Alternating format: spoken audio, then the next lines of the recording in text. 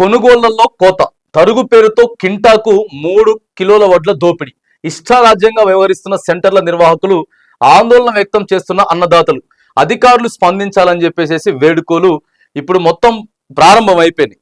వరి కొనుగోలు కేంద్రాలు ప్రారంభం అయిపోయినాయి. పంట చేతికొచ్చింది. ప్రతి దగ్గర కూడా అధికారులు ఎట్లా చేస్తున్నారంటే దారుణం అయిపోయింది. ఇక ఇది బాగలేదు తీసుకపో, ఇది ఎక్కువ ఇదైపోయింది, తడిసినాయి, అది ఇది మొత్తం ఆడ కాటా వేసేటైనా కానీ, లేకపోతే ఇక ఊళ్ళలో కొంతమంది పోతారు ఇక దళారులు, మేమే కొంటాం మంచిరెడ్డి కానీ. సో ఇట్లా అనేక రకాలుగా అనేక మంది రైతుల్ని ఇబ్బందులు పెట్టి నయవంచన చేసి లేనిపోని మాటలు చెప్పి చేస్తా ఉన్నారు. చూడండి, తరుగు పేరుతో కింటాకి 3 కిలోలు అటే పోతాయి. 100 కేజీలకి 3 కేజీలు పోతాయి. 100 కేజీలకు 3 కేజీలు పోతాయి.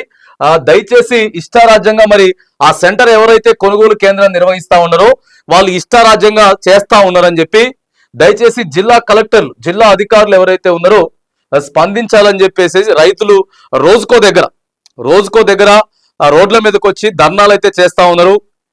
ఉన్నటువంటి అన్ని జిల్లాలలో జిల్లా కలెక్టర్లు దయచేసి కొనుగోలు కేంద్రాల వద్ద ఉన్నటువంటి ఆ సెంటర్ని ఎవరైతే నిర్వహిస్తా ఉన్నారో నిర్వాహకులకి గట్టిగా వార్నింగ్లు ఇచ్చి రైతుల పక్షాన కలెక్టర్లు నిలవాలి.